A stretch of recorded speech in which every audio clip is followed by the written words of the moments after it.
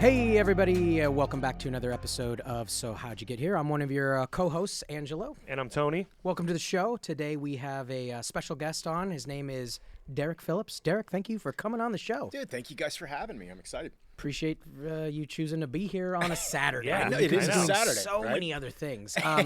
Well, some of our audience only listens, maybe doesn't watch. Would you be willing to, if our audience doesn't know who you are, maybe a little bit of your background? Couple credits. Yeah, man. I credits? think probably most recognizable, I was on a TV show called Friday Night Lights for 5 years. Did a movie called 42 with Chadwick Boseman and Harrison Ford. Since then, I've worked on Longmire, Shooter with Ryan Phillips. I played his dad in flashbacks, actually. Oh, wow. I was also on a TV show, or currently on a TV show called NCIS Hawaii. I've got a recurring role on that. And then, I'm just one of those actors, I think, that pops up in a lot of stuff. And you might go, I don't know that guy's name, but Right. I've seen him in something before. So I'll take that. I can still ride the subway without getting, Yeah, recognized. Right. but So, still get to make just a like living. us. Yeah, I get to make a No living. one knows who we are either. I get to make a living and I get to do what I love. Wait, man, you and can that- afford the subway? That's weird. The LA subway Yeah, goes one way. I've never actually been on the LA subway. Neither way. Now, I did a little bit of poking around and reading. You started this life in Florida. Am I correct on that? Yeah, man. I was born and raised in Miami, Florida. I mean, oddly enough, I played baseball and football growing up. Went to high school with a guy you might have heard of named Alex Rodriguez. A-Rod. A-Rod used to play for the Mariners, and I'm from Seattle, so you're So fine. there you go. I think you're probably I liked him familiar. until he left, and then he I betrayed think that's me. a lot of people. Yeah. Ichiro's was my new next. Of course, Ichiro's a butt. I mean, come on. But yeah, I went to high school with A-Rod, went to like a baseball factory of a high school, and I grew up, I was into theater when I was in high school. Oh, yeah. I did my first play when I was in kindergarten. What was the play? It was And called, how do we get footage of this for this Dude, interview? I wish there was footage, man. I played Peppy Eatwell, the friendly food genie. And I literally introduced the food groups. Wait a minute, that's your Instagram handle. I was wondering why we couldn't find you. Peppy Fuji? Yeah. Peppy Eatwell, come on, I'm man. sorry, Peppy Eatwell. It was yeah. the second search So option. I played Peppy Eatwell, the friendly food genie. I was a genie, and I introduced all the food groups up on stage, and we had like broccoli and a fish, and kids, all their parents made like little costumes. And I remember there was this kid Michael who's like milk, and he had like a big milk box carton thing that they'd made for him, and the kid was going up on stage, and he tripped and fell, and his little legs were like flopping in the background. Like a turtle. He couldn't get up, He yeah. couldn't get up. Yeah. And so I had to help Milk up off the stage. But, I mean, there was something really special about that. At 5 years old, I was like, I love this. Nobody in my family does this. My dad's a lawyer. My mom was is a court reporter. Nobody in my family's ever done any kind of acting or anything like this. So there really wasn't an outlet. So growing up, I was just, I played sports. I played football. I played baseball. I wrestled, and occasionally. What weight class did you wrestle? You wouldn't believe it, man. 103 in high school. Yeah, wrestled 112 the majority of my senior year and cut down to 103. Wow. But I weighed 125 pounds my senior year in high school. I hit a growth spurt. Like, I was a late bloomer. Hit my Same. growth spurt. Actually, I'm still waiting for my growth spurt. As soon as it comes in. Well, I got taller. You played 125 pounds your senior year? Senior year in high school, What'd you played. play in football? The ball? I was a corner. Well, dude, honestly, we've talked about that on Friday Night Lights. There's literally a line that I have that I improv'd on the show where I'm saying to my brother, my brother's supposed to be this stud athlete. Right. And I grab him at one point. We're in a fight, and I say, you have more talent than I ever had, and I got to sit here and watch you throw it away, and it makes me sick. And that's kind of how I felt being this undersized guy. I loved football, dude. Right. I remember my first day of college theater, and the teacher saying, if there's anything else you could do for the rest of your life, what would it be? Because if there is something else, go do it and find it now. And at the time, I was like, the only thing I could think of was, I love football. But I was the guy who was too small, too slow, too everything. So anyway, I weighed 125 pounds my senior year of high school. To get down to 103, I had to weigh in at 120 because they do like fat measurements, body fat percentage. And so we probably finagled this a little bit. I know my coach was real adamant about me getting down to 103 because the guy that was in our district that wrestled at 112 was a 2-time state champion. So it was like, you're not even going to win districts if you don't get down to 103. So I Seems wrestled. not healthy. Oh, it was beyond not healthy, dude. And there's a reason why I think to this day I've got a size 10 shoe, and I'm only 5'8". You know, I think I definitely killed whatever growth I was potentially going to have. You know, I think maybe I had 5'9" in me. I think I had it. It was close, man. It was super close. Do you know how I get 5'9"? Just comb your hair. There you bit go. Higher up, like I do that. that. There you I go. do that. And then these yeah. earphones wreck it. They push it back down. Yeah, man. So I grew up playing sports, and as I said, like there wasn't really an outlet for theater, or no one in my family did this. But I had always enjoyed it, and I got the opportunity while I was in high school to do a couple of plays. Still not sure if I was any good at this thing. I remember actually in junior high, I wanted to go to this arts high school, or this arts. Yeah, it was. I guess it was a. And you're still high. in Florida at this point. Yeah, I was still in Florida. Yeah. There was When a did the school- move to LA? Or no, it was New York. That was next. New York happened. I'll We'll get get to to that. that. Okay, Yeah, cool. New We're York still in happened Florida. after we're still in Florida. college. So I was still in Florida at this time. My parents were going to take me out of a public school, put me in a private Christian school at the time. This is where I went to school with A-Rod. And I was like, I don't want to go to this school. I had no desire to go to this school. But there was a school called Southwood that had an arts magnet program in Florida. And if you auditioned for that school and you got into that school, you could potentially wind up, being there. I wouldn't have to go to this Christian school that I was, massively opposed to. I went in, I auditioned. I knew nothing, man. I knew nothing except that I had had a good experience playing Peppy Eat Well in kindergarten. So I went in there, I did like a monologue. They said you have to have a monologue. I didn't know what a monologue was necessarily, so I just recited Casey at the Bat. And it was brutal. Like in hindsight, I look back on this and I'm like, what the hell was I thinking? I did not get into this arts magnet school, and it was like, maybe I'm just not good at this thing. Maybe I shouldn't pursue this, Then did a couple of plays when I was in high school. We did The Outsiders. One of them I played Pony Boy. And wound up getting all this like wonderful feedback from a lot of people. One of them being a person who went to Southwood, this girl that I knew, and she was like, "You're really good. Like you're better than all the guys that I'm in school with right now." And that. Well, they didn't think so when I was in 7th grade. Yeah, they didn't think so when I was in 7th grade, but by the time I was Also, how long was it from when you bombed to this comment? I was grown a a lot. Yeah, I was in. I went in for to audition at Southwood when I was in 6th grade. And I think I was a sophomore or a junior when I played. You do a Pony lot of Boy. maturing between. A lot of maturing, but I was Yeah. also taking theater classes at the school, and we had a really good couple of teachers there that kind of that taught me things that I didn't know. And yeah, I mean, I think that it's. I've always said that that acting is a little bit like being a running back. There's a natural instinct that you have. But there are things that you can be taught. You can be taught how to hold a football, how to switch arms with a football, what hole you're supposed to run through. But, once the play breaks up, it's all instinct at that point in time. And so I think that there is fundamental instinct, but there are things about acting that can be taught. So anyway, I at that point in time, I started really getting good feedback and decided I wanted to pursue it 100% as a career. But even in elementary school, people were saying, good luck on being an actor. Because I guess at that point, I'd already decided that that's what I wanted to do. I just knew nothing about it, really. So then I started applying to different colleges. I was, to be honest with you, a little hesitant coming from this small school where we didn't do a lot of plays. So like the NYUs of the world scared the hell out of me. I was afraid, I'm going to get there and I'll never get on stage. And I thought the most important thing for me getting out of high school was getting on stage, wherever I can go to get on stage. I went around to a bunch of different colleges, and then there was a girl that I was like head over heels in love with when I was in high school, this girl, Amanda Kelly.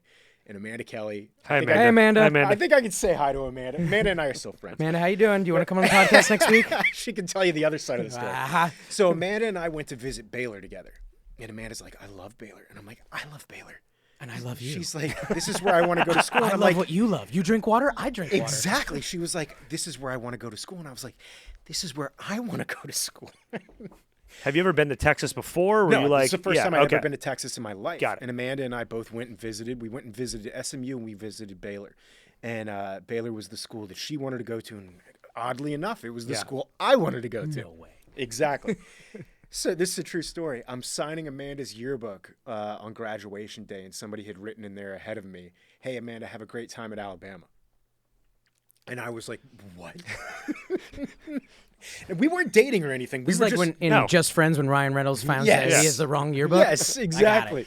So I was heartbroken. I remember going home to my dad and I'm like, I don't want to I go to hate Baylor arts anymore. And he's like, and- what do you mean you don't want to go to Baylor? He's like, we already paid your first semester's tuition. going to Baylor. Shut the hell up. You're going to Baylor. You'll meet somebody there named Tiffany. It'll be Exactly. fine. Dude, I'm not even kidding. The first week of school at Baylor, I met this girl, Stephanie. And close. we're like at orientation. Yeah, right. I had a Name tag, I'm yeah. Derek from Miami. And she's like, my roommate's from Miami. And I'm like, who's your roommate? And she's like, Amanda Kelly. And I'm like, oh, Amanda's not coming. And she's like, oh, because she was. But this girl, Stephanie, and She's I going wound up. to Alabama. Yeah, this girl, Stephanie, and I wound up dating for like the first 3 months of school. And it was Atta like kid. out of sight, out of mind immediately when it came to Amanda. Still love Amanda, like as a friend. But yeah, so I went to school at Baylor. I got this amazing education while I was there. They Can had I a ask what the great focus was? theater. I mean, it I was was a all theater theater. major. Yeah. So did Baylor? Not to cut you off. So obviously the NYU's, the UCLA's, like we Great know schools. we know about their theater program. Like, Yes. did Baylor have a like? Believe What it or was not, their like? I Baylor's never. like a top 20 program. Oh, is it? I didn't know this necessarily going in, but I knew when I had so visited. this is what 97. 94 was 94, when I okay, graduated okay. high school. So I got there 94 in fall of 94. Immediately just started working. Like it's a smaller program, and so Some more opportunity. yeah, I was in a main stage my first year. A lot of schools like at NYU and a lot of, I mean, I can't say this 100%. I don't know. I didn't go to NYU, but I had heard stories that like you may get in a main stage by the time you're a senior. Got it.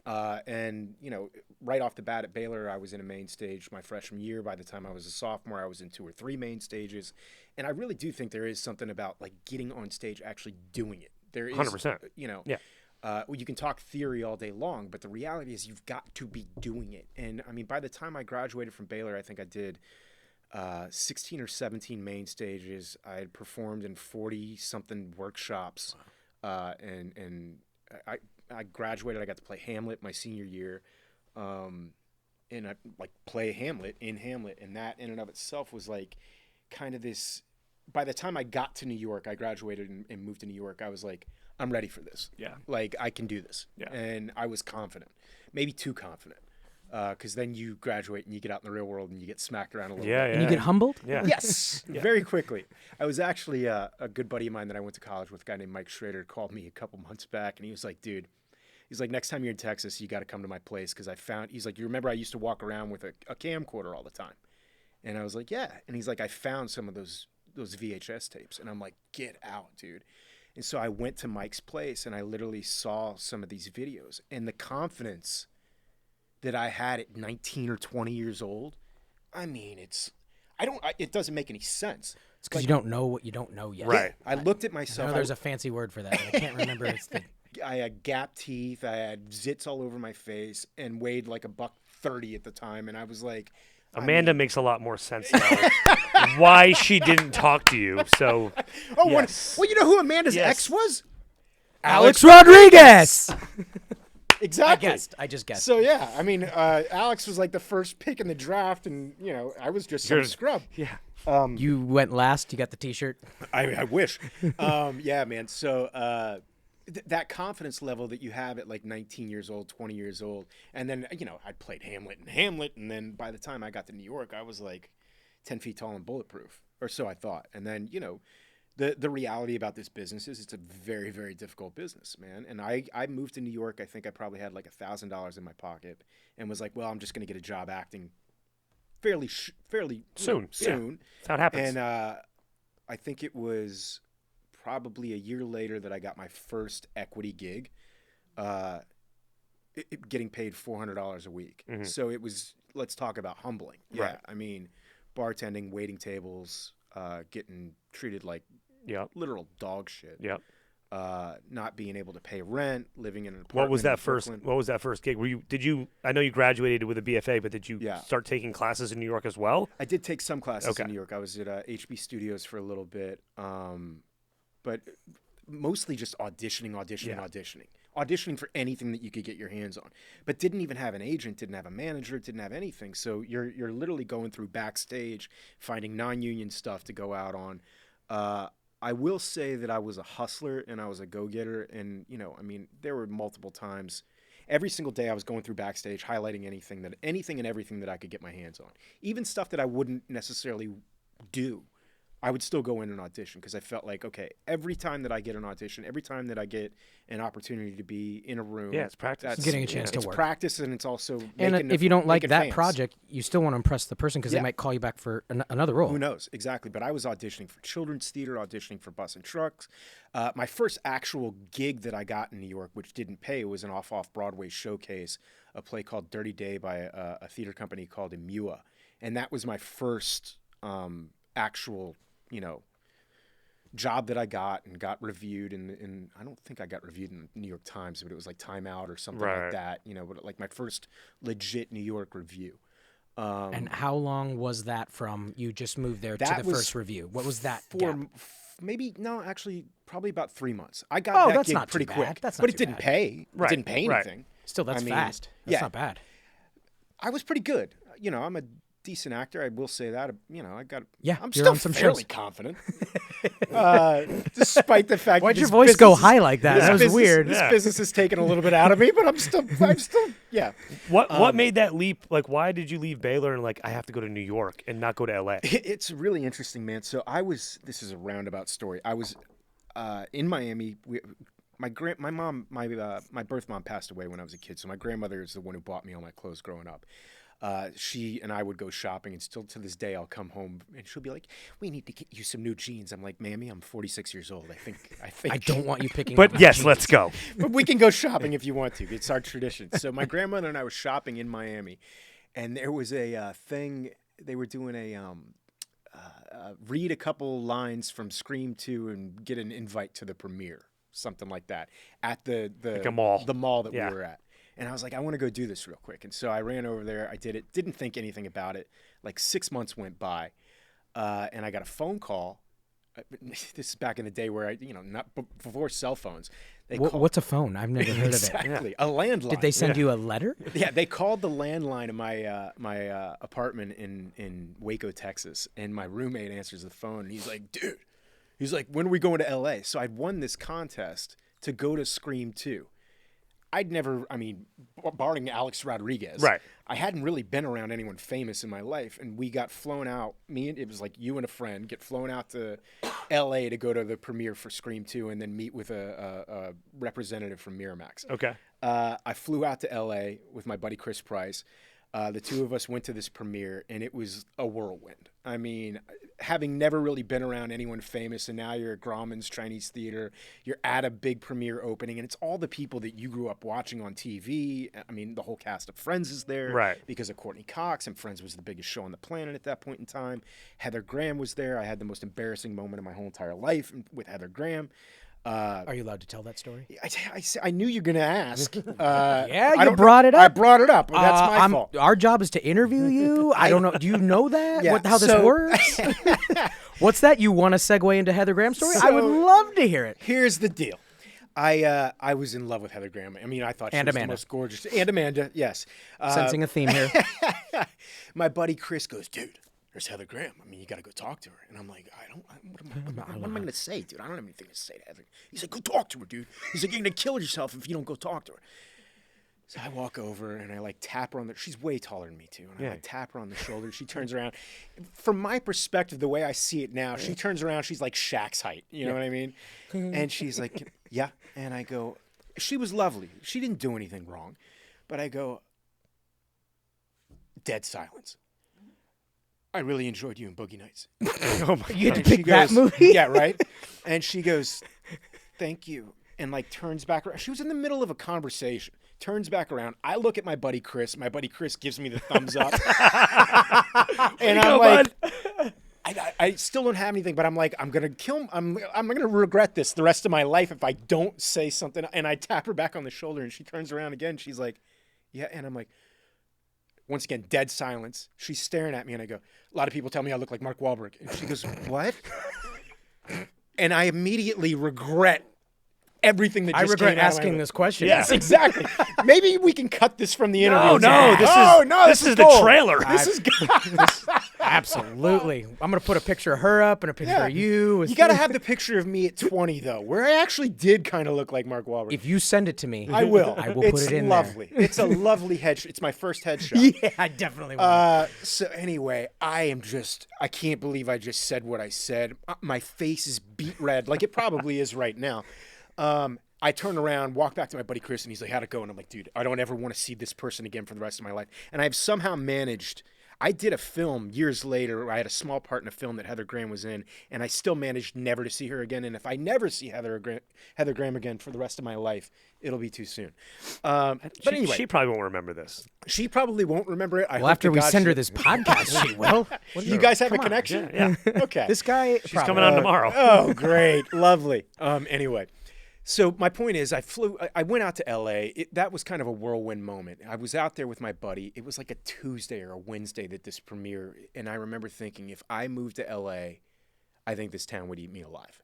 I just wasn't ready for it. I also came from a theater background. And I think I was very idealistic in college that, I'm a theater guy. Right. I want to go do theater. And I think I realized very shortly after that idealism that you got to make a living. Yeah. And I had a year in New York where I did 3 regional theater plays back to back to back, which is really, really, not to toot my own horn, but it's a little difficult to do that. That basically means that you're working. Would back in the day you would rehearse a month and then the show would run 2 months. And what were you doing? You're doing like 4 shows a week, 5 shows a week? Oh, you're doing 8 shows a week. Oh, geez, yeah. So you're either prepping or you're performing. Yeah, back so to you're back. doing 8 shows a week, and this was 9 months straight of that. And I came back from these 3 shows, and I was broke. You're not making any money. I did The Winter's Tale, I did Glass Menagerie, and I did Of Mice and Men, back to back to back. You played Lenny? 3 great plays. Yeah, right. No, I did play Curly. I played Curly. I got to get the crap beat out of me by our Lenny, who was 7 feet tall. Did you wear the one glove? Of course, man. Good man. With the Vaseline in it, you know it. Tony's favorite role. But anyway, so like I was doing everything that I was trying to do in theater, and I came back and I remember going out to dinner one night and having drinks with some of the cast, and I was like, how do you guys make a living doing this? And like because I was like the youngest person in the show. This is when I was doing The Winter's Tale. And one by one, it was like, well, I got divorced 10 years ago. I don't speak to my wife. My child doesn't speak to me anymore. And it was like one by one, these horror stories of like these people who had pursued a career in theater and had no money. They were all on unemployment in between gigs. And it became fairly obvious to me that like I'm successful right now in the theater world, but I'm not making any money doing it. And as much as I love this, I just don't see this as being an outlet. And then at that point, I was like, I don't know what to do, man. Like, Did you have an agent in New York? I did finally get an agent. It took me about a year to land an agent, but they were, Did they send you on like soaps, or did they send you on commercials? Like, what are you soaps? Soaps, basically. All when I My was starting Children out. is what? I did All My Children. I did Guiding Light. I did As the World Turns. I actually had there was a casting director, a guy named, if I'm not mistaken, I believe his name was Rob DeCina. He was the casting director for As the World Turns. Or All My Children, I can't remember, guys. It was a long time ago. But he had brought me in numerous times for contract roles on soaps. And he finally called my manager, my agent, and said, look, I love Derek, but I'm just going to be honest with you guys. There's no way that my bosses are ever going to let him be a contract player on our show. And I think some of it may have been, I'm not, 6'5" Abercrombie model. Yeah, and that's kind of what they're looking for on the soaps. Yeah. So I was the guy who, they would bring me in. I'd play a cop. I'd play a security guard. I'd play, paramedic number 1, paramedic number 2. I jokingly used to refer to myself as the guy in Pine Valley who couldn't hold a job because I played so many, under 5 characters on those shows. Right. But it was also a way to supplant some income. And I do think the soaps are a wonderful place to kind of fall flat on your face and learn. The first day I was ever on a soap and had lines, the boom swung right into my face. And I looked at it and they go, cut. What's up, buddy? You good? And I was like, sorry, I'd never been on a film set before. Yeah. I'm very glad that I got that experience on the soaps. soaps. That's another thing, like how you said how you got to Baylor, like you got to learn by doing. Yes. So like if you didn't get those opportunities, 100%, man. It's a little nerve wracking, you know, to have a Yeah. camera in your face for the first time and to see a boom mic for the first time. You're not used to it, you know, and so once again, the only way to learn is to actually do. So I did do some soap operas. It kind of supplanted some of that, you know, income from bartending and waiting tables, but I was broke most of my tenure in New York. And I remember there was one day in New York, I'd had the flu for about a week. The friends that I had that had moved out to New York had all gone and moved back to their, you know, respective homes. And I was like the last man standing out of my group of friends that had moved to New York. And I got the flu, and this is right around the time that you could send like a picture via text. And my buddy had just gotten out to San Diego. He was in law school, and he sent me a picture of his feet on the beach. He was like, "Wish you were here." And I was like, "What the hell am I doing?"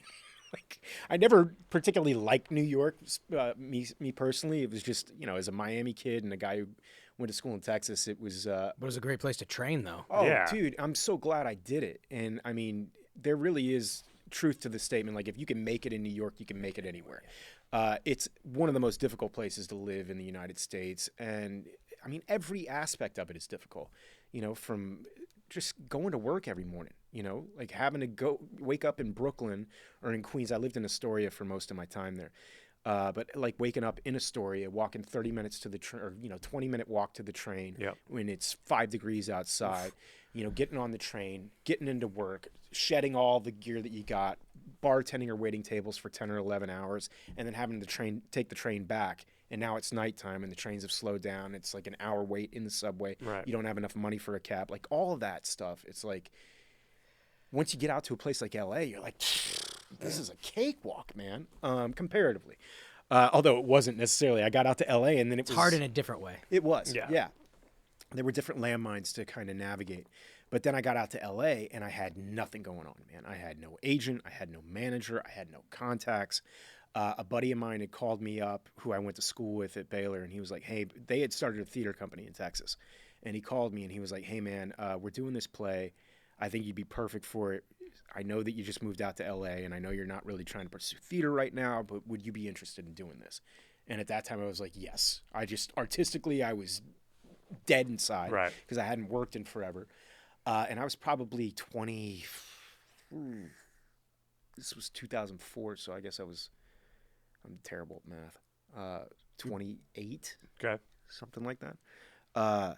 And I went down to Texas, did this play with these guys, and I was like, I don't know why, but I feel like this is where I need to be. And I had only been in LA for 6 months at that point, but got down to Texas, did this play, got an agent in Texas, and decided I think I'm going to stay here. What part of Texas are you in? I was in Dallas. Okay. And I basically ran a theater company with these. I think there was a part of me that was like, you know, I've been at this for 6 years. I've had success on the theater level, but I've had no success in film and television, really. And I'd kind of gotten to the place where I was almost to the point of like kind of giving up on that ever really happening. Okay. I was in this theater company, putting plays on. So artistically, I was very fulfilled, but financially, I was broke. Yeah. I mean, broke. I was more broke than I was in New York. Now I'm starting to get pressure from my dad. You know, my dad's like, hey, man, you know, I can't keep spotting you money here and there.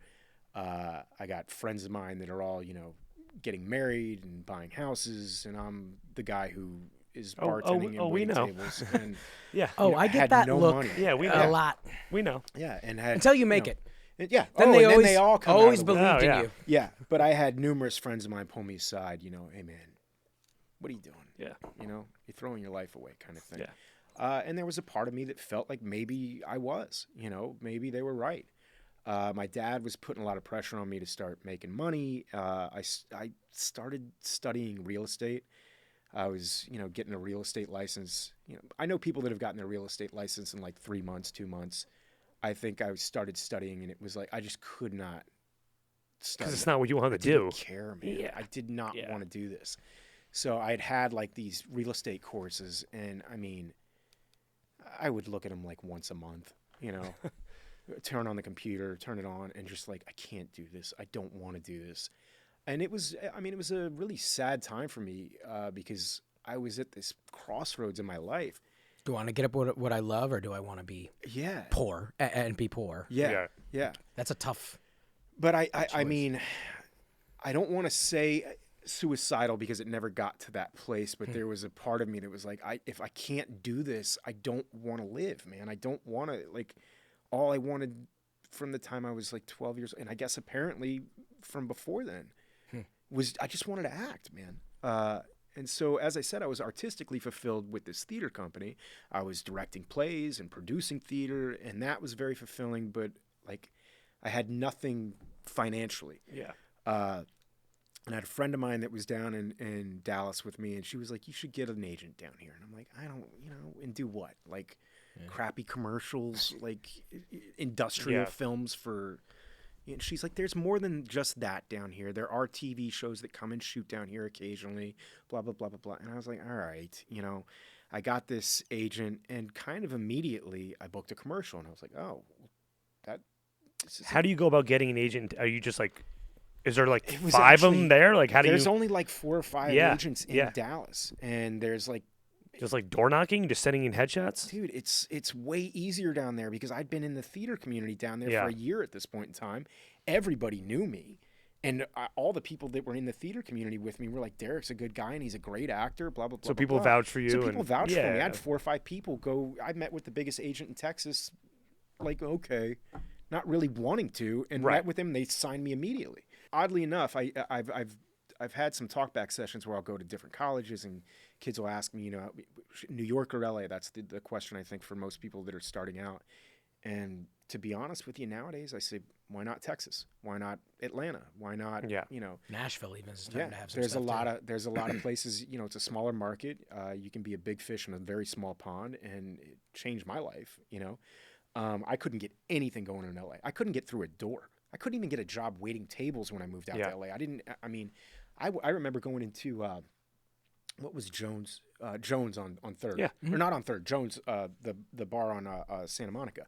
And I walked in there, and I was having a drink, and I was talking to the bartender, and I was like, hey, man, are you guys hiring by chance when I first moved out here? And he was like, dude, he's like, I'm the last guy who was hired here, and I've been here for 7 years. And I'm like, oh, my God. Like New York, I get fired from a job waiting tables and have a job at noon that day. Yeah. I managed restaurants in New York, and I couldn't get a job as a busboy in L.A. because I didn't know anybody. And it's like there were connections. You had to give headshots just to get jobs as a waiter in L.A. Yeah. I'm not joking. Nope. Like that's the guys. I know you're truth. not. So anyway, as I said, I signed with this agency, and I mean, it wasn't much longer. It was probably like 2 months later. I got a phone call from my agent. And I booked a really awful indie film through them. Didn't pay much, but it paid a little bit, and it was another experience. Another opportunity to kind of this green guy who hadn't Texas Chainsaw Massacre 7. Oh no, it was called Serum. And I was the lead. It was like my guy gets in an awful accident, and his uncle's a doctor, and brings him back to life. But he's kind of like Frankenstein. It was terrible. It's a terrible film. I'm gonna watch it when I'm get home. terrible in it. Yeah. I'll be the judge of that. It's Amanda's favorite movie. Oh my gosh, popcorn. So my agent called me, and shortly after that, I booked a commercial. I did a commercial with Garth Brooks in Tulsa. Nice. And so I was like kind of working all of a sudden. Like all these other actors, they were like, yeah, dude, you can work in Dallas. Like there's a lot of working actors. They're not breaking the bank. There is a glass ceiling in a place like Dallas. But there are guys making, $70, $80, $100,000 a year and more. But there's a lot of people doing that. There's a lot of actors in LA. It's like sink or swim. You're either on a TV show making, $500,000 or $1 million a year, or you're literally starving. Yeah. There is no in between. And in Dallas, half the people I knew were working. They weren't breaking the bank, but they were putting food on the table. Poor. They weren't poor, And I was like, hey, man, this is not so bad. My agent calls me, and she goes, we've got an audition for you for Friday Night Lights. And I go, what? She said, yeah, they're doing a TV pilot for Friday Night Lights. I go, like the book? And she goes, yeah. Like the movie? Like the movie came out first, right? The movie came out in 2004. Yeah. So here's my quick story about like Friday Night Lights and my connection to it. As I said, I grew up loving football. I went to school in Texas. I went to college in Texas. And by the time I got there, everyone was talking about Friday Night Lights. The book had come out in 88 or 89, and it was 94 when I got to college, and it was still fresh on a lot of people's minds. A lot of people had actually played at Odessa Permian or played against Odessa Permian. The book was a big, huge hit, and a big, huge hit in Texas specifically. But I never read it. I just wasn't interested for whatever reason. And then when I saw the trailers for the movie Friday Night Lights, I was like, dude, this looks like my life. This was my life playing high school football. And so the trailers came out. I saw the movie, and I immediately walked over to Barnes & Noble, bought the book. And it's the only book in my life I've ever read cover to cover in one sitting. Wow. It struck a chord with me. I had no clue at that point in time that 2 years later I was going to be auditioning for the show. But there was a part of me, honestly, when my agent said, yeah, they're doing a TV show, I was a little pissed off. Because you're older now? Like, what are you going to play? Because I was a fan of the book and the movie. Like, I'm sitting here going, what are they going to do? Some kind of, CW bullshit? Right. Like, I was such a fan of the book and the movie that it was kind of sacrilege, in my opinion, that they were going to do this. Yeah. But then when I found out Peter Berg was attached to it, and Peter Berg is also Buzz Bissinger's cousin, and Peter Berg directed the movie, I started to feel a little bit better about it, But of course, I'm like, at this point in time in my life, I can't turn anything down. I went in for the audition. I got done. I had no money, man. No money. So I was living in Dallas at the time. The audition was in Austin. It's a 3.5-hour drive. I had to borrow money from a friend of mine to fill up my car with gas to get down to Austin. I had a buddy of mine that was in law school in Austin. I called him up on the phone and I said, "Hey, Lance, can I crash on your couch?" And he goes, "Hey, man." He's like, I got a studio apartment. I've got a recliner.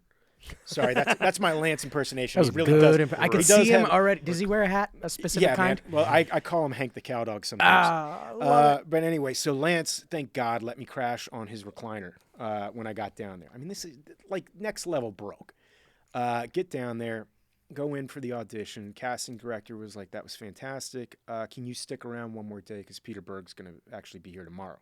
Are you auditioning for Billy Riggins, or is it just audition just to see what roles are out there? I was auditioning for Billy Riggins. At the time, though, Billy Riggins, they weren't sure if Billy Riggins was going to be an older brother or a father. So while I was in the waiting room, there were guys there in their 40s, and at the time, I was probably 29, 30 years old. Okay. I think I was 29. And so there were guys, all different ages there. But anyway, I got done with it, and my audition scene was actually Tim McGraw's two Tim McGraw scenes from the movie. Okay. So I was very familiar with the material at this point in time because of the film. How old is his character as you're playing it, even though you're 29? He's supposed to be, what, 25? We never said specifically, 24? but yeah, I always kind of felt like he was probably 25, 26. And so I was 29 when I got it. Copy. Okay. But yeah, so roughly in there. Okay. I think it was important that he was still kind of a kid himself, But anyway, so I auditioned for it. I got this call back, and then I started thinking, I might get this. Like, I feel like I'm really right for this. I think there comes a point, though, when you've had so many slaps in the face that you start to think, well, nothing good could possibly it's happen. easy for cynicism to take over. And I think I was very cynical at that point in time. I think Friday Night Lights and a lot of different things kind of changed my mindset. And there were people specifically that I worked with on Friday Night Lights that made me more hopeful. A job will do that, though, yeah, to you, though. it will. It will. In a good way. Yeah. So I go back in. I used to smoke back then, and I was smoking a cigarette, sitting outside. So my first audition was on a Monday. My second audition was on a Tuesday. I once again slept on Lance's recliner. And then that Tuesday morning, I go in. I'm sitting outside. I'm sitting on the curb waiting to go in, smoking a cigarette. And sure enough, like, here comes this SUV, and Peter Berg hops out. And I'm like, that's Pete Berg. Mm-hmm. This is very real all of a sudden. The Great White Hype. Yeah, the Great White Hype. Oh. Yes. So anyway, Berg hops out. Did you tell him that some people think you look like? No, I did not. I did not. I do have a different... Did he say Mark Wahlberg? Mark? What are you doing here? So Berg hops out, and I remember thinking, like, this is real. This is, you've got a big opportunity here, and it's the biggest opportunity I've had at that point in time in my career. Like, so Berg comes in, I audition, we get done, and he goes, "That was really good." He goes, "I want to improv some stuff with you real quick." And I'm like, cool. So we start improving, and he's like, "No, really fucking lay it on me, man." And like, we're screaming at each other, yelling at each other in the audition. I felt really, really good about it. And he goes, "Is that always how you wear your hair?" And I'm like, "No, I mean, like I've had my hair shorter in the past." And he's like, "Okay." Because my hair was pretty long at this point in time. And he's like, "Where'd you get those boots?" And I was like, "These are my boots. I've had these for a while." And he's like, "If you get this job, bring those boots." And I'm like, "Okay." All right. So I leave. You're saying? So you're telling me there's a Yeah, chance. So you're saying I there's read a chance.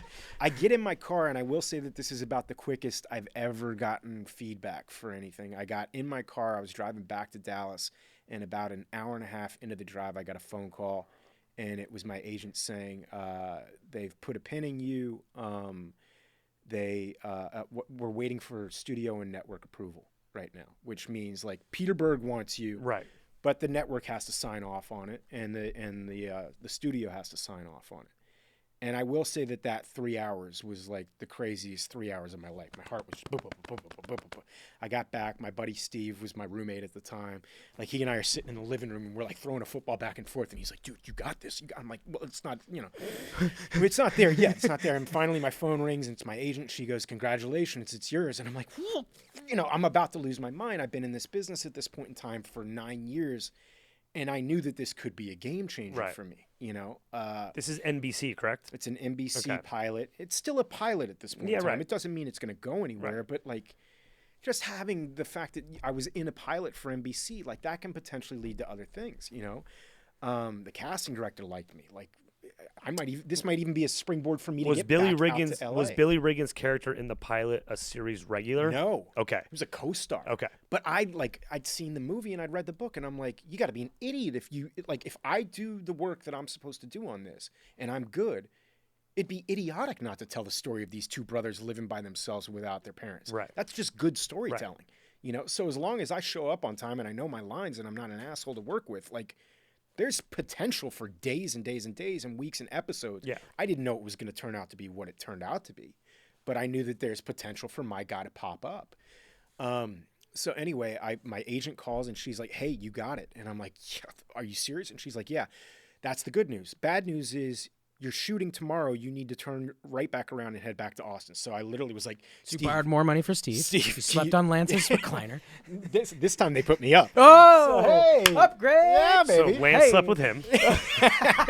Lance is like, this is bigger than my studio I like your apartment. acting career. This thing is really paying off. So I got my per diem. You know what I mean? Like I got $75. Is that the first time you'd ever heard that word? Well, I the first can time I eat got now. per diem. Yeah, 100%.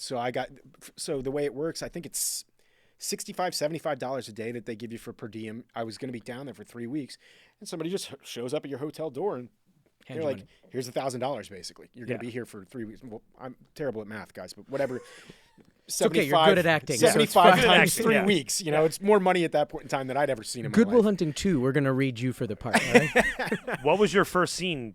Like, do you remember? Like that? Yeah. Oh, yeah, 100%. So my first scene is the scene where I'm supposed to be waking Tim up. It's in the pilot. Actually, no, that's not true. My first scene, I get the set, and Pete Berg goes, "Hey, I want to improv a scene real quick." And I'm like, Just you and him, or with the "What?" other? No, with Taylor coast- Kitsch Okay. and Adrian Palicki. And I'm like, "What?" And he's like, "Yeah, so we've got the scene where you wake him up in the morning. I want to do another one a little bit different where you come in with like a bowl of cereal, dump the bowl of cereal on his head." And I'm like, "Okay." And all of a sudden, I could literally feel like a trickle. My guy's shirtless in the scene. Yeah. And I can feel this trickle of sweat just coming down the side of my ribs. And I'm like, "Oh, God. Like, we're going to improv a scene first rather than shoot the scene that I've memorized." And like, Right. So my heart's pounding, We get in there, we shoot it a couple of different times. They wound up not using that scene, I think because it was just a little too intense that, like, if I come in the first episode, I'm dumping a bowl of cereal on his head, where do we go from there? Yeah. So, and I think it was smart on their point. But, like, the way Pete works, too, is, like, you're shooting the scene, and Pete will just start yelling out improvs, Tell him this isn't Maxim Magazine. Tell him it's not. No, yell it at him. Okay. So you're just taking it. So you. Well, Pete's an actor first. Yes, 100%. Yeah. And it was kind of unnerving the first time that I shot like that. Because you don't work like that in theater. Yeah. No. But it was unnerving at first, and then it was like, no, this is perfect.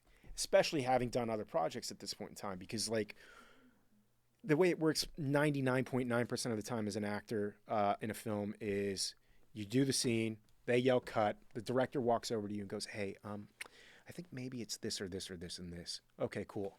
He gives you a note. They reset some lights. They come over. They powder your nose. They adjust another light. The camera operator does another. 20 minutes go by in between the last time that you shot your take. And now you're trying to go back to this place that you were 20 minutes ago. And the way Pete looks at it, it's like, no.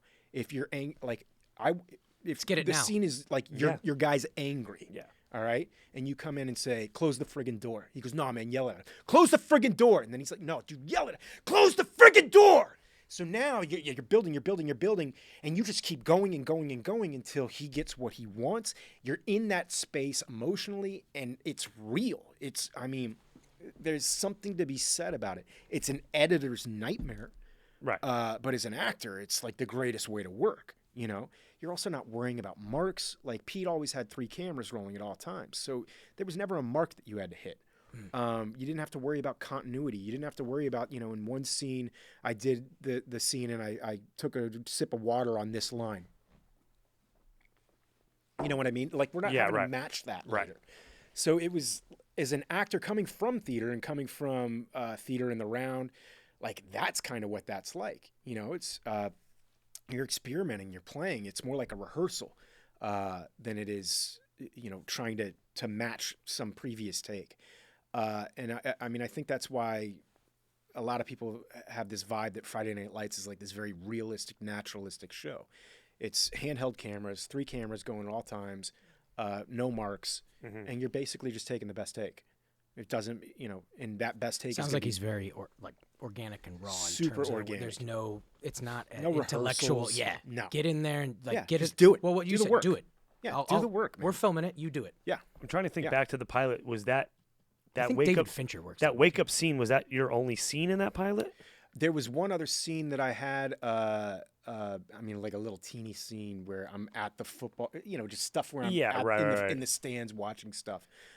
So there was one other scene where, Tim is shown up drunk to practice and he's just getting slaughtered on the field. Yeah. And Billy's just in the stands pissed off, Yeah. That Tim is not living up to his potential. So for the audience watching and listening, so did you shoot this like in March and then you had to wait till up front to see if it got picked up? So, and yeah, then, we the whole process of a TV show. We shot the pilot in February. I was just thinking about it on my drive over here 17 years ago, man, because it's February right now. But almost 17 years ago to the day that we shot the pilot. 06? Yeah, 06. Yeah. The show I'm not good at actually- math either. I just remember the show came out in 06. I did the math on the way here. Yeah. It took me a while, but yes, we I have shot a pocket abacus over there if you want to use it. It would be nice actually. But we shot the pilot in 06. The pilot didn't air till October of 2007. But yeah, it was. You shoot the pilot, and then you're like, that was a fantastic experience. And then you got to wait till May to find out if the show got picked up. So being the cynic that I was like, yeah, it probably won't get picked up. And then it did get picked up. And then there's me going, well, it got picked up, but Are they going to recast me? are they going to recast me? My part out. Yeah, are they going to write me out? Whatever, And then, the way I found out that I was still in it is I saw a trailer one day and I was like, there's me. And I knew I was still a part of it. And then I got a phone call probably a week later that they wanted me to come down for a HR meeting. They do that. It's kind of standard. Even back then, you have an HR meeting, talk about sexual harassment in the workplace, basically. And this was in 07. Yeah. And how long? Obviously, your character starts to take off. Did you have a sense of, hey, I'm just this co-star in the script, and they're going, we really like what you're doing here, and we're going to flush that out? Or did you just find it out when you got the script? No, I found it out when I got the script, basically. I knew, as they talked about you, obviously, when you weren't on set. Yeah. In a good way. Yeah. There was there was one thing that happened in between that. Brad Leland, who played Buddy Garrity on the show, he and a guy, because he was in the movie also. Yeah. Small part, right? Yeah. There was another character on the show, a guy named Blue Deckard, who played Mac McGill on the show. And the first time I met Mac and Buddy, they'd been buddies for years and years and years. These guys have been, they're old Texas guys. They've been buddies for like 40 years. You know what I mean? They came up together.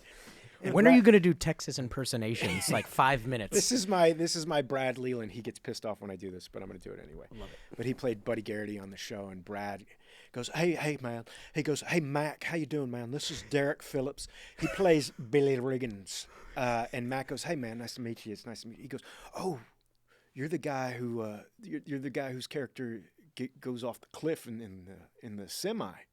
And I go, what? And he goes, episode 5, like your character gets drunk and drives his car off the cliff. And I go, I haven't seen episode 5 yet. And he Apparently goes, that's my last oh, yeah. episode. He goes, oh, yeah, I'm sorry, man. He goes, but it's a cool way to go. It's a cool way to go. And I'm like, oh. And then the both of them buddies, we just joshing with you, man. I just, I'm like, dude, that ain't funny. Like, this is not funny. How did you get him back? Oh, I never did. That's I never did. a problem we need to talk about right now. Yeah. I have a critique on your career, and this is the one note. And it's I not didn't about get him Amanda. back. I'm getting him back right now by doing this impersonation because Brad does Excellent. not like the impersonation. Okay, this counts. Go. But anyway, so no, I didn't know how often I'd be back or what. I mean, we shot the pilot. I was in the 2nd episode. I think I popped up again in like the 4th or 3rd episode. And it was like, one scene here, one scene there.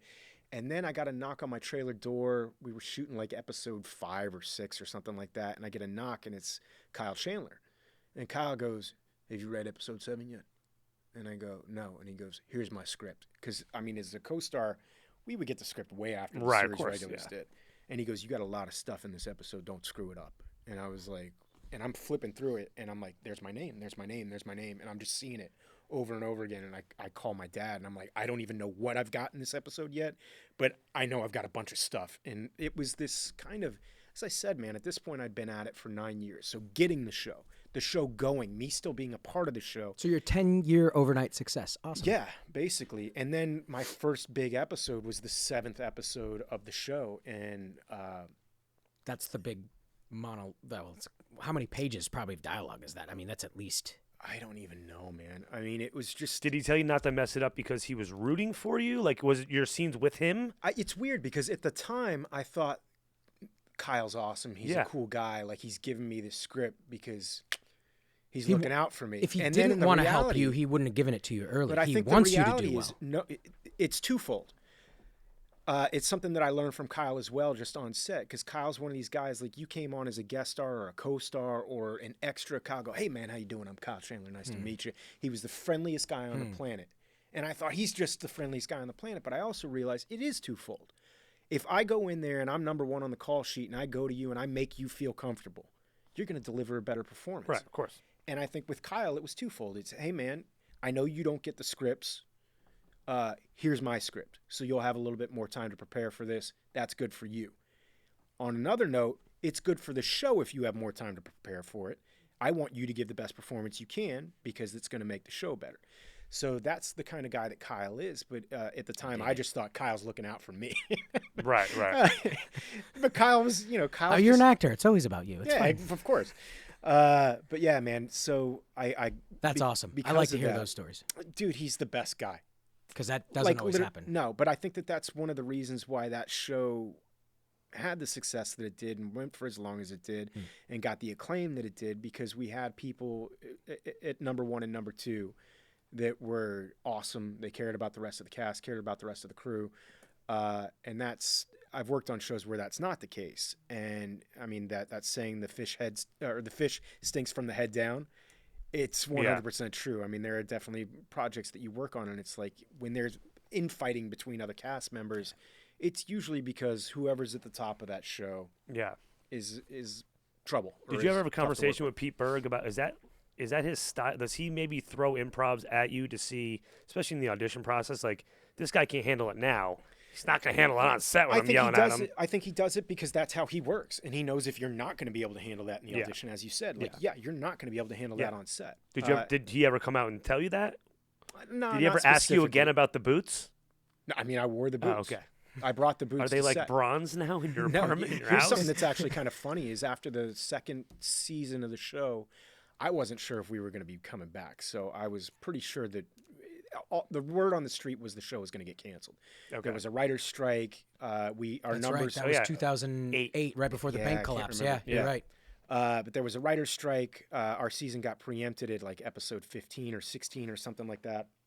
Because at that time, TV was doing what, like 22 episodes a season? We were doing 22 episodes a season at that point. We'd done 22 episodes the first season. The second season, it was not looking good. our ratings were never good. And NBC had just gotten a new president. NBC was kind of like, they had asked him in an interview what he thought about Friday Night Lights, and he goes, "What do you think about 30 Rock?" Right. So he immediately deflected. So it was like the new guy in charge is not a big fan of the show. He's looking to get rid of us. Then the writer's strike happened, and that was kind of the nail in the coffin. So I took my boots. And wardrobe called me, and they go, "Where are your boots?" And I go, I'm wearing them. And they go, "You need to bring those back." And I go, "They're my boots." And they had forgotten that they were my boots because I'd basically given them to them, and they'd had them for 2 years. I was like, "Well, I'm taking my boots back." Right. They're like, "Those are ours." And I'm like, "No, those are my boots. Like, they're..." Peter told me to bring him, and I listened. Pete told me to bring the Oh, boots. sorry, and Pete. Pete. I call him Peter, but you call him Pete. It's okay. You're allowed to. We discussed this before the show that it sounds like name dropping, and I'm like, I don't want to sound like that guy, but I don't know what else to call him. I'm just giving you a hard time. You've earned the right to call him Pete, sir. But yeah, I think wardrobe thought I was stealing my boots, and I was like, "They're mine." And then did they ask, "Well, why'd you take them?" Because we're getting shut down, and they're like, "No, here's season 3." We were basically canceled. It wasn't until probably 4 months later I got a phone call from. I was already looking for new jobs, and I get a phone call from Kyle Chandler, and he's like, "Did you hear what happened?" And I'm like, "What?" And he's like, "Dude, they worked out a deal with DirecTV. We're coming back for seasons 3, 4, and 5." And I'm like, "What? Like, you got to be kidding me!" So DirecTV had worked out a deal where Friday Night Lights would come back for seasons 3, 4, and 5. We'd do 13 episode seasons. And so that was just unheard of at the time. I mean, back in the day when you got canceled, you were canceled. Yeah. There was no, "Oh, maybe some other network will pick you up. Like, you were done, bro. That was the end of it. So that was just overwhelming. And the idea that we knew we were coming back for 3 seasons. And I think the other thing, too, is I'd become a fan of that 13 episode structure through shows like The British Office and things like that. Right. I think it's as much as I love shows like The West Wing and all these other wonderful shows that came before it, that 22 episode season is kind of, you got like 4 or 5 episodes up front. This is how they used to structure it. It's like the first 4 or 5 episodes set up a plot point. And then they don't talk about that plot point for like another 10 episodes. And then sweeps week comes, and then you start talking about those plot points that you originally talked about in the first 4 episodes. So there was always a 10 episode filler, basically, where nothing is really changing massive plot or story-wise, and then they went back to those original stories, and then they ended the season with those story points that they had originally brought up in the first 4 or 5 episodes. So this gave the writers this opportunity to kind of truncate the season, and now every episode means something. I think it's less stress for the writers, too, and the quality. I mean, You're also not treading water, so No. you're really grabbing the audience right away. And It's also 100%. less money for the network now. They're shooting Yes. 13 episodes instead of Yes. 22. And it's less money for everybody involved, but Right, at the same true, time, it's I think on a storytelling basis, the quality goes the probably quality goes up. Yeah. You're not having to just literally just crank out episodes. did you ever get an actual call from your agent or Pete or whoever that said, like, now you are a series regular, or you just gradually got more and more dialogue? It was negotiations every year. You know what okay. I mean? And so, like, after the first season, I had buddies of mine that were in the business that were like, "You're a what? They're paying you what?" You know what I mean? And I was like, "Dude, I love this show." I remember specifically calling my buddy Paul Adelstein, who you guys might know from the show Prison Break and a ton of other stuff. But Paul was kind of like my mentor. And I called Paul on the phone, and I told him what was going on in the first season. And he goes, "How confident are you that you would find another show like Friday Night Lights tomorrow?"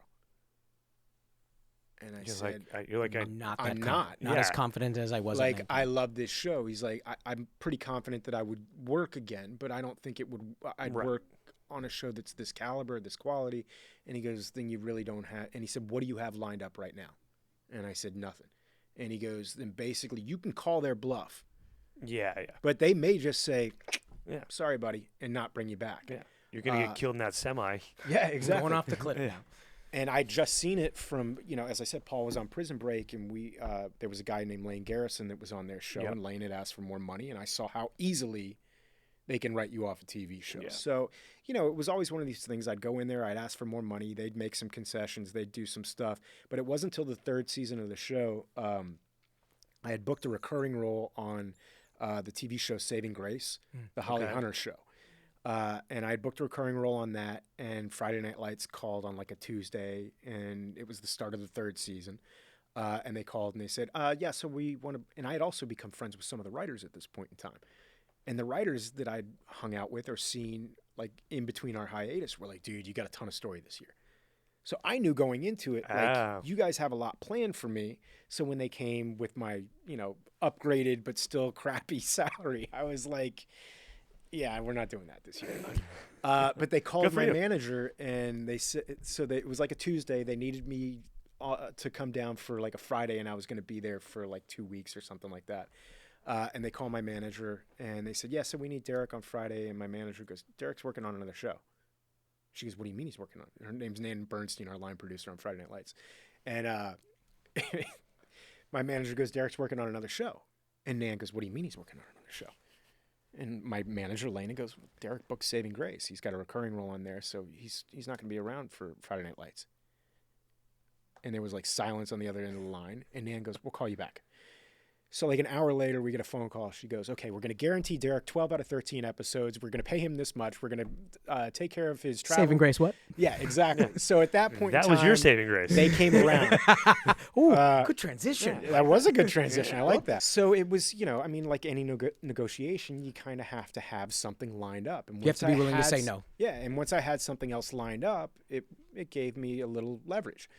And it kind of worked out perfectly, except for the fact that they called me, as I said, on a Tuesday, and they were like, we need him.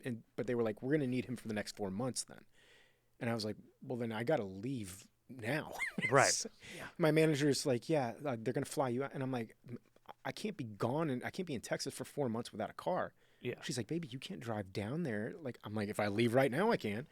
So I had a roommate at the time.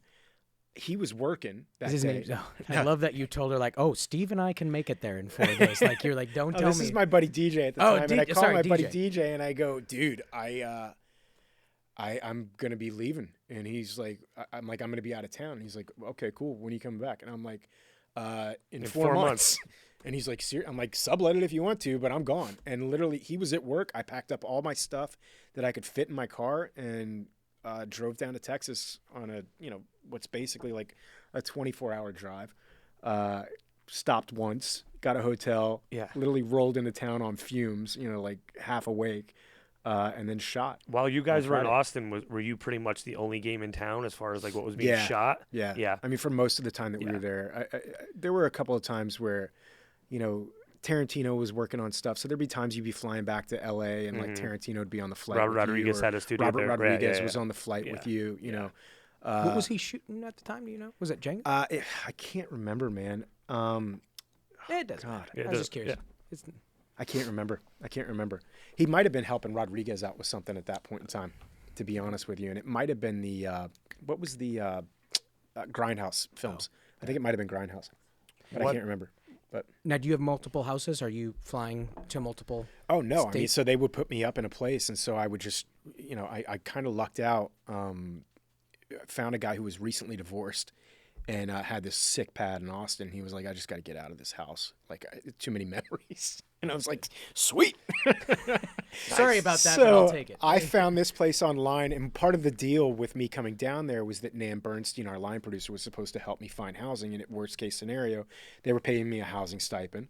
And if I couldn't find anything that fit within the housing stipend, then they were going to have to put me in corporate housing. But corporate housing, I don't know if you guys have ever stayed in, corporate housing kind of sucks. It's like, it's massively expensive, overpriced. I don't even know if it still exists in the way that it used to. Like, Airbnb kind of ran it out of business. yeah. But like, even the corporate housing that they put the series regulars up on Friday Night Lights, like the first 2 seasons or first season of the show, it was like, these apartments kind of suck. Yeah. So I found this place. It was a 3-bedroom apartment with a hot tub and or 3-bedroom townhouse. Yeah. And I showed Nan Bernstein, our line producer. She's like, okay, so let's talk about housing for you. And I go, oh, I already found a place. She goes, what'd you find? I go, oh, let me show you. Like in your budget, in their budget? Yeah, Yeah. it was within my Stipend? housing Yeah. stipend. It was like $500 less than my stipend. I was like $2,000 a month or something like that. And I was like, yeah, these are the pictures. And she's like, that's nicer than where I'm staying. And I'm like, well, I don't know what to tell you, Nan. Sorry about that. Maybe you should pay yourself some more money. You can do that. You have the authority. Yes. Did the critical success of Friday Night Lights help you get other jobs? Yes. Okay. Immediately. Well, that was the other thing too, is that You have a guest. I'm sorry. At Oh. 1 hour, she comes and tells us it's an hour. I love it. I love it. That's awesome. There's a dog in the, I guess you guys can see it. There's a dog in the studio. Yeah. So, what was the question again?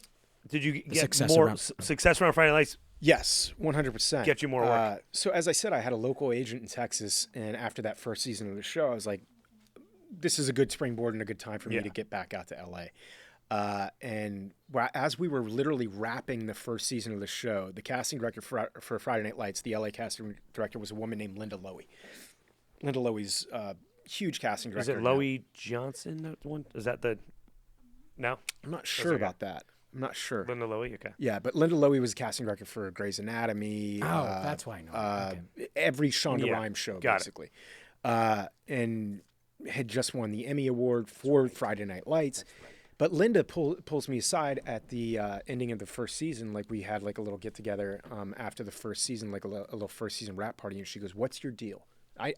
Who are you? Like, what's going on?" Yeah. And she, because I kind of came was out a of little nowhere. aggressive. But she didn't know who I was. It didn't make any sense to her. Like, why are you in Texas? What's going on? Are you coming out to LA? And I said, yeah, I'm actually moving out to LA. I think we wrapped on like April 1st or April 2nd or something like that. And I was in LA like 5 days later. But as I'm driving out to LA, I'd swap numbers. She goes, "Do you have an agent?" And I said, "No." She goes, "We'll take care of that when you get out here." So now I've got like one of the biggest casting directors in LA Looking out for you. trying to help me out. It was like tale of two cities. Like, Yeah. my first go round in LA where I couldn't get anything going on, as opposed to like the second time in LA, it's like they rolled out the red carpet for me. So I'm driving out to LA. I've got my BlackBerry with me, and I get this phone call from a 310 number, and I'm like, "Hello?" And they're like, "Hey, this is Linda Lowy's office. Just seeing if you were in town. We've got an audition for you for Grey's Anatomy tomorrow. Are you around?" And I'm like, "I'm in Phoenix." Linda gets on the phone. She's like, "I need you here tomorrow. Can you be here at 9 a.m. tomorrow?" And I'm like, "Yeah."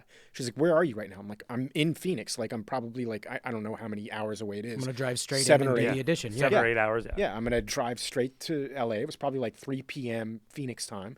I got into LA, like, I want to say 1 or 2 o'clock in the morning, looked over this audition, came in at like 9 o'clock in the morning. It was like a Tuesday afternoon or something like that. Go in, audition on Tuesday. On Thursday, I'm working on Grey's Anatomy. Jeez. And I'm It's like, a lot different when people are like rooting for you, Yeah. but then they also night and day. Yeah. Night and day. Yeah. And I mean, it's, Also, you've cut your teeth for 10 Yeah, years. listen, you put in the Yeah, work. you- I mean, I did put in the work. Yeah. Yeah. It's not like they're just swinging just cuz. But it was, I mean, night and day, as I said. Like, immediately, Linda had meetings for me set up with different agencies and different managers. I can't express enough gratitude towards Pete Berg and Linda Lowy both. I mean, I would have no career if it weren't for those two. And there was multiple times. I mean, Linda is one of the few people in this business that still will just bring me in offer only on stuff. She's been a huge champion of mine, and I'm so completely and totally grateful to her for whatever career I've had. yeah. So yeah, I mean, immediately working on Grey's Anatomy, which at the time was the most popular show on television. I think it was their 3rd season. Was she the casting director in Austin? No. Oh, So the casting director in Austin was a different person, but yeah, Linda. got it. But Linda has to sign off on Got that, it, yeah. So yeah. So post Friday Night Lights, you did 42. Was Yeah. that the first movie you did? That was my first, like studio feature film, film. Yeah. And, then- my only one at this point in time. Yeah. But yeah. And then where did that take you? Because I know you have like a pretty decent voiceover career kind of going on right now. That was something that kind of came out of left field, man. Oddly enough, I got that agent in Texas, and I was like, guys, I'd kind of like to do some voiceover work. And they're like, "Yeah, we don't really see you as a voiceover guy." So I couldn't get a voiceover Because agent they didn't in like Texas. your voice, or You saying I have a face for radio? Like, what's the Well, the problem? thing is, I mean, I've always thought, like, look, I do a lot of different voices and blah, blah, blah, blah, blah. Yeah, but you're like, good at 'em. But I don't have, like, one of those, like, you Right. know, in a world kind Yeah, of voices. Don There's- LaFontaine in it's a not- world. It's not that. And I feel like at the time there was a little bit more emphasis put on that as far as voiceover was concerned. I'm like, but there's video games I could do, Like, I know I don't have an announcer voice, and I'm not going to ever have an announcer voice, but, like, not everything is announcer voice. And so I kind of, when I got out to LA, I was like, I do want to try to get into some voiceovers. Oddly enough, so here's a roundabout thing. So Brooke Langdon, who was on the show with us on Friday Night Lights, is the person who got me my roommate when I first got out to LA. A girl named Catherine Kendall. Catherine Kendall had an agent. Catherine Kendall was in the movie Swingers. She was Dorothy in Swingers. Oh yeah. So Catherine got me my first voiceover agent when I got out here, and I immediately signed with I can't even remember what the name of the agency was. They disbanded at this point in time, but through them, there was a point person that I had in that agency who ended up at a different agency, Vox, and that's who my current representation is. But it was one of these things where, you know, I would go in for all these announcers voiceovers. I never booked any of them, and then video games started to. I feel like video games 20 years ago, they just have tech guys just do the voice work. Right. And then they started to It was sound effects. Yeah, they started to rely a little bit more on actual actors to do voiceover work. And I kind of got in, not on the ground floor, but probably about 5 years after that it started, and started doing some. I booked like my first voiceover gig, a game called Dishonored. And it was fascinating to me because, like, as a voiceover actor, you get to play these characters that you never get to play in a million years. And so I saw the rendering for this character, and it was like this kind of squirrely looking guy who looked, you know, the rendering of the character looked like Steve Buscemi, but even thinner. And he was supposed to be like this aristocratic, effete character. So I was like, I thought maybe he sounded a little bit like this, you know. And so I had this, you know, kind of voice, and I was like, I would never get an opportunity in a million years to play something like this on camera. No, Mark Wahlberg cannot do that. As a voice actor, I can do that, you know. So that was fun, man. And so from there, it was like one voiceover. That's an industry in and of itself that is. It's very difficult to break into the on-camera side of things, but voiceovers is even more. Oh yeah, like it is a impenetrable wall of people that have been with each other for like. But right I now, know people work 15 years trying to just get in a loop group. Yeah, it's tough, man. And it's hard because it's very few, tough. and it pays well. And if you're in, it's like your bartender friend who's like, "I've been here 7 years and I haven't left yet." Yeah, it's crazy, man. And it's funny because like I started booking voiceovers, and then there was like one right after another, and it wasn't until I actually looked at the person that was behind me getting cast in every one of these. It was almost always the same casting director, but casting directors also produce voiceovers and also direct voiceovers. So, and it was like there was one person attached to almost every project that I had worked on, and it was kind of crazy. Yeah. So your character that's in The Last of Us, are you in The Last of Us, the first one, the part 2, or? I'm in the first one and the second one. So if they do a season 2 on HBO, do you think you think they'll bring you in? I don't think so, man. I don't want to talk about it because I'm a big fan of the TV show right now. I haven't been asked to come in and play anything on the TV show, which is kind of driving me nuts. My little sister works at Naughty Dog, and I'll see if she can put in a call for you. I worked with Naughty Dog. She's not important, has no power, but I'll still ask her. Apparently, She's gonna be someday. Neither do I. It's a great company. Jaden, this is a shout out for you. This is the first time I'm mentioning you on my podcast, but I know I'll throw a little love at you. But yeah, man, it was. I was in the. I don't want to spoil anything because I don't know where they're going with the TV show, and for those people that haven't actually played the games. Yeah. I can't even talk about who the character was that I play because it is kind of a massive spoiler. But yeah, that was the first time I did motion capture, which was really cool. That is like doing theater. Also, you are safe. No one watches or listens to us. So you will be But good. people do watch The Last of Us, and the people that do listen to this show are going to be pissed off if you tell them what happens. But yeah, man, that was just a cool process.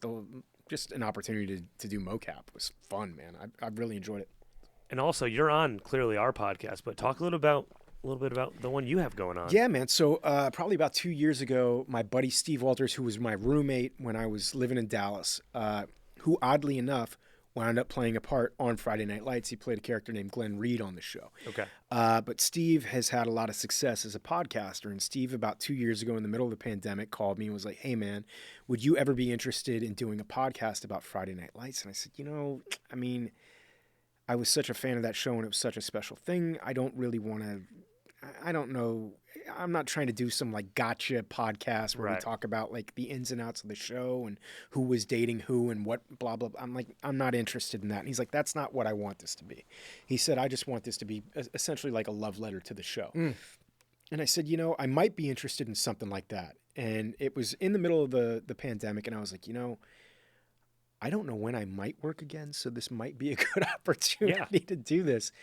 And I hadn't watched the show in probably 10 or 11 years at that point in time. I mean, since the last episode aired, and started rewatching it once we started this podcast. I agreed to do the podcast.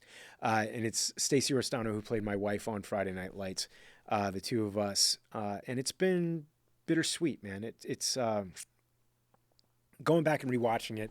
Number one, you look at like how young you were and how time just flies in that respect. But then it was such a monumental thing in my career, and I have so many fond memories of it, and so many great friends that were made from that show. Did you have to call any of them and be like, "Hey guys, yeah. what do you guys think about doing this?" Like, Oh, not that. you know I what mean, I I mean? did talk to Taylor Kitsch Yeah. about it, and I was like, "What do you think?" And he was like, "Why would you want to do that?" And I Yeah. said, "Well, number one, there's some decent money involved, but like on top of that, it's just the fact that like I see all these other people doing podcasts for these shows, and I mean, I don't want this to be a gotcha thing. right? I do think I wanted to get it. I wanted to make sure that if I did this, that number one, that these guys would want to come on the show, and that this is something that other castmates would be interested in, and not pissed off that Yeah, we're doing. that's what- yeah. You know, and so I got the kind of the okay. Not that I needed his okay specifically, but just kind of as a friend, I wanted to kind of pick his brain on Right. it. And so when we started it, it's really been friggin' lovely, man. I went into it skeptical and hesitant and scared because I'd never done a podcast. I did have a little bit of a panic attack before the first episode. Like, what the hell am I supposed to talk about? And then once we kind of created a structure for it, then take notes. Yeah. I'm not saying you take No, notes, I know but what you like mean. you Yeah, take of course. notes, Yeah, and yeah. then you write down what you want to talk about, and then you let it go organically from there. But it was it's been so rewarding, man. Just going back through this show, remembering all these fantastic memories, and then talking to people that sometimes there's some guys that we all got along with each other, but I may not have talked to you or seen Right. you or had a lot of scenes with you, and so. And then the fun part of I get to ask questions now that I never felt comfortable asking before. Like, how did you get started? How was how did you start out in this business? Well, Which did you I was find that a lot interested- of your castmates probably had a similar journey story to you? Like they all were.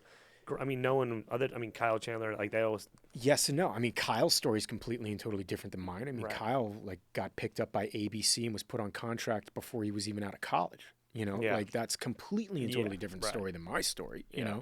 A lot of the younger guys on the show like struggled for 2 or 3 years. It wasn't 9 years. Yeah.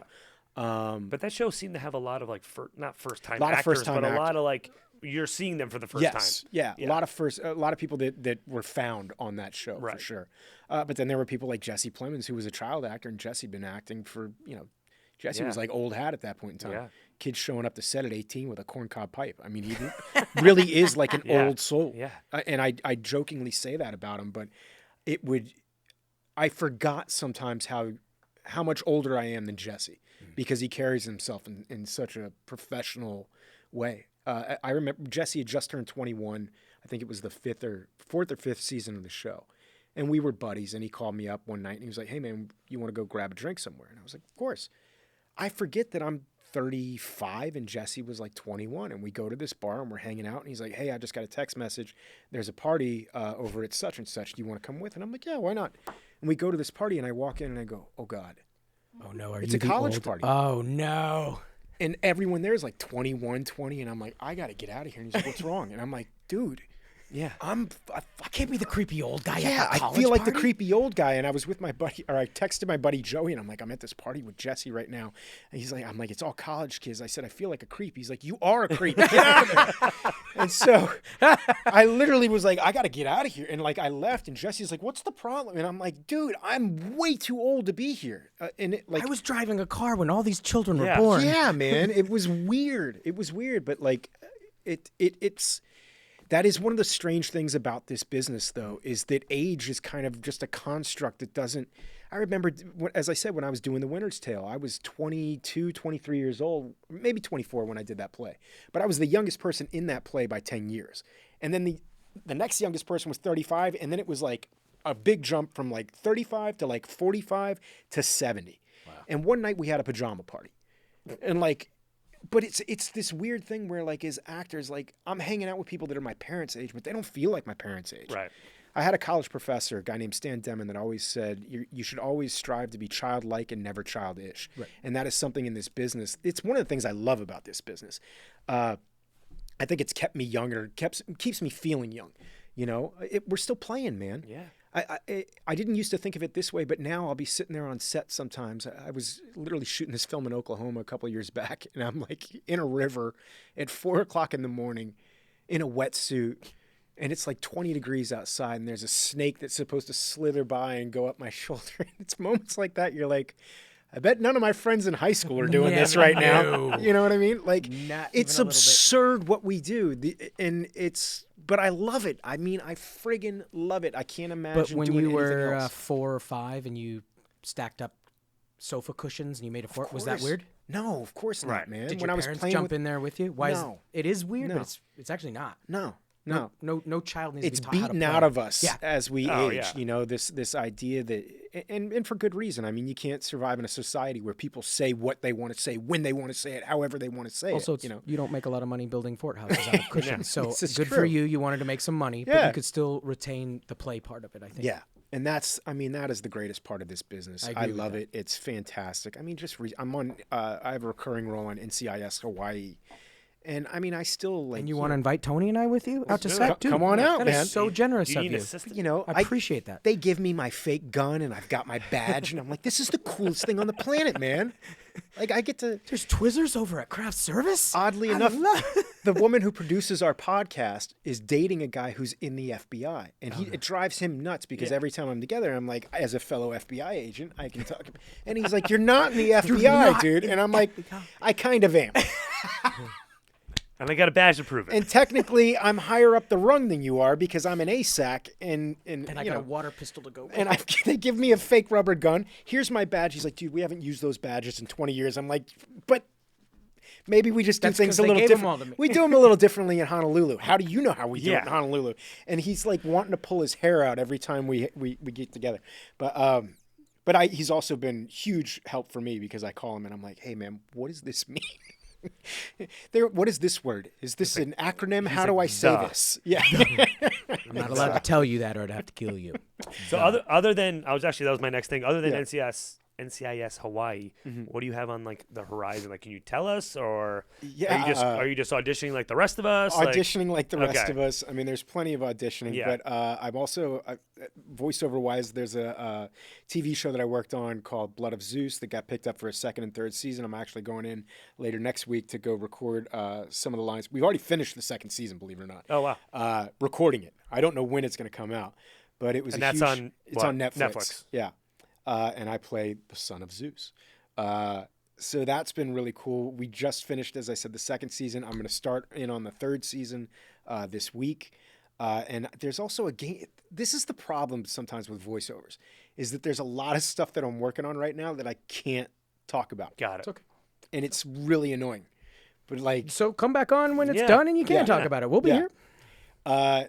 but the problem is like there's a project that I've been working on for 3 years right now. And I mean, I can't say anything about it, but it's so cool. And Nice. and I get to do mocap on it. And We can turn these Yeah. cameras off. Yeah.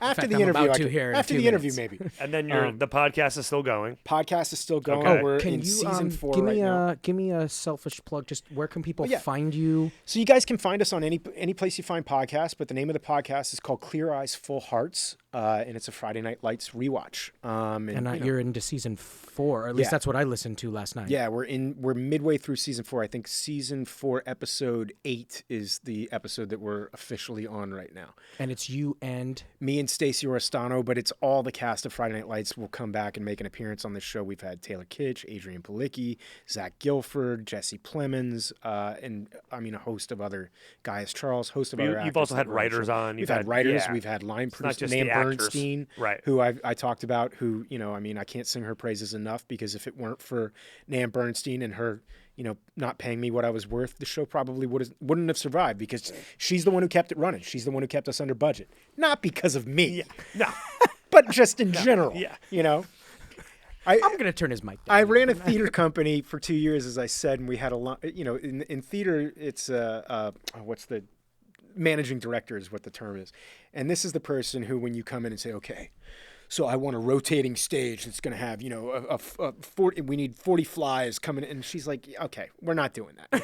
And we had a woman named Barbara Bowman who kept us in line. And that's the same thing that Nan Bernstein would do. I would imagine at the start of every season, these directors would come in and go, we want this and this. And she would go, yeah, we're not doing that. Yeah, you can't afford And it's it. the reason the show lasted as long as it did because of that. Do you ever get that theater bug again? Like, would you go back to New York and do a play for 6-8 months? I would if it was the right thing. I'm sure my manager and agent would not be thrilled with that. Right. But yeah, I would. And I literally, my friend Azita just came back from New York. She was doing a play on Broadway, and we went and had dinner the other night. And I was itching. I was itching. Yeah. I was itching. Yeah. Awesome. Well, as we, or we'll wrap this up here in just a few minutes. Usually what we do for the final question is say, well, if you hadn't have made it as an actor, what would you have done? But from listening to you now, I know that never would have happened. Yeah, I would have blown my brains out. So we can pivot. It's our podcast. He would have been an NFL football player. Yeah, I would have been an NFL football player. You would have been the kicker. At 5'8", 170 pounds. When you were saying that earlier, I thought of that line from Rudy where he's like, you're 5 foot nothing, 100 and nothing with hardly a speck of athletic talent. And I'm like, yeah, I know. What's your point? And dude, I'm not kidding when But he still played at Notre Dame. That movie came out when I was in high school, and me and like 5 other guys that were on the football team went to go see it. And while everyone was a little teary-eyed at the end of it, I was like snot bubble teary-eyed because it was like, this is my story, man. 100%. But I'm so glad that I mean, this is a pivot.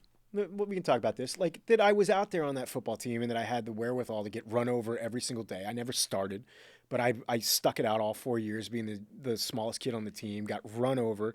But it was such an analogy to life, man. Like, I'm so glad that I did it. Yeah. And sports had a major effect on my life. That whole concept of you're going to get your ass kicked and you're going to pick yourself back up and you're going to keep moving. And I really do, in my career as an actor, I've really enjoyed the opportunities that I've had to work with other people that have a sports background. I think that's why Taylor Kitsch and I got along so well. Yeah. There's a psychology to athletes that I respect. Well, there's a team aspect, especially guys who have played team sports. This idea that it's Competition, not about me, but also cooperation to achieve a I'm going to goal. bust my ass, but I'm also busting my ass to make, it's Kyle Chandler coming up to me the first day that we ever had a scene together and him saying, what do you need from me in this scene? People don't do that. Yeah. Number 1 on the call sheet doesn't go to number 13 on the call sheet and say, what do you need from me? Well, the ones with good character the do. good ones do. And he wanted the show to succeed. Yeah. Like you said earlier. Yeah. But it's the good ones do that. Yeah. And I think that's why those performances on that show still read and still resonate. Right. Because when you were on that show, you were calm and cool. You know, like, I've been on shows where you're the guest star and nobody talks to you and you're sitting there in the corner. It's nerve-wracking, man. So, yeah, kudos to Kyle on that. Brilliant. Yeah. So you still get that real estate license also. I could. You want to keep Oh, man. grinding that out. It's only, what, 20-something years at this point? Or you could be an accountant because Yeah. you're really good at At math. Real good at math. Real good at math. In fact, I'm so bad at math, I think I said originally If we write that it a was feature 17 film years for ago. you where you're good at math, will you be on it? Of course. Okay, thank you. Yeah, Thank you. that would be the biggest stretch of my career. Beautiful I Mind did say 2. It's coming out. Don't Friday worry. Night Lights was 17 years ago. It was 16 years ago. I got the numbers wrong. It was the show we shot the pilot in 2007, not 2006.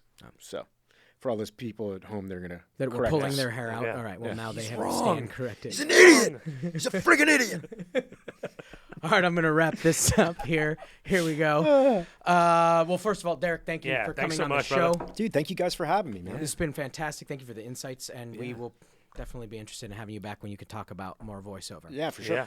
Okay, everybody. Thank you for tuning in to another episode of So How'd You Get Here? Check out our stuff. We're on Google, iTunes, Spotify, YouTube. Watch us, text about us, like us. Please check out some of our shows, and we will see you next week. All right.